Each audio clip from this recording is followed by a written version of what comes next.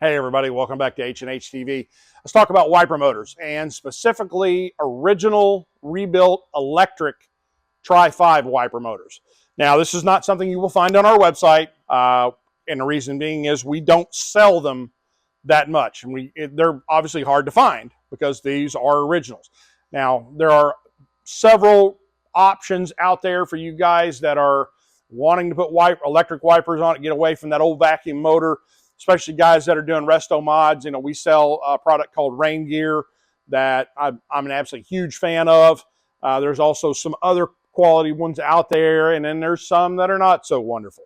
So, but this is something for you guys, just kind of a quick lesson on what they look like. So, there's a lot of people that'll say, well, TriFive electric wiper motors are the same. No, they're not. You can do some interchanging. Yeah, that's possible. But there are some very specific ones, and I'm going to teach you here what to look for. If you're trying to, again, build, I've started using a term, concourse restoration. Jason, in fact, had to ask me, oh, Trey, what does concourse mean? That means we're trying to build that high-end, original, exact restoration just like it was when it rolled off the assembly line. That's what we're referring to. So, let's kind of zoom in here. This is a 55. Now, number one, I can tell this by the plastic slide. They interchanged this slide, 55 and 56 both. And then you'll notice here on the casing that this is squared off.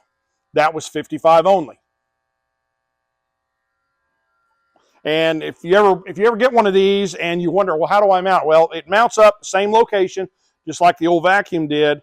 And then traditionally, this went over to the ignition side of the ballast resistor. And so whenever you turn the key, power went to the ballast resistor, then it also fed power to the wiper motor if it was an electric. So that's that. You don't have to have any other wiring harnesses or anything if you happen to want to do this to your car. So again, 55, always the square casing. 56, you can see we got that same plastic slide, but we have this. We've got that, that casing is rounded off on the corner. Other than that, it's the exact same dimensions, and you can actually interchange these. They will fit on 55 or 56, either one. But it's all about, again, we're trying to do that concourse perfect type restoration. That's what you're looking for. Now, this is 57. The bracket is a little different. The casing has still got the rounded off, but you can see the plastic slide is obviously totally different. Has this little metal tab. And that's 7. You can use a 57 on a 5 or 6 or vice versa. You just kind of have to play with that alignment a little bit to get it to where it's going to click the wiper drive assembly. So keep that in mind. You might have to add, originally there was kind of a fiberboard spacer that went in that little slot on the wiper drive assembly where that fit on. So keep that in mind. That was made just kind of out of some gasket material originally. There wasn't anything real fancy about it. And, people say, well, what do I need to do, Trey, if I'm going to put one of these on switch-wise? Well, nothing. Uses the same switch.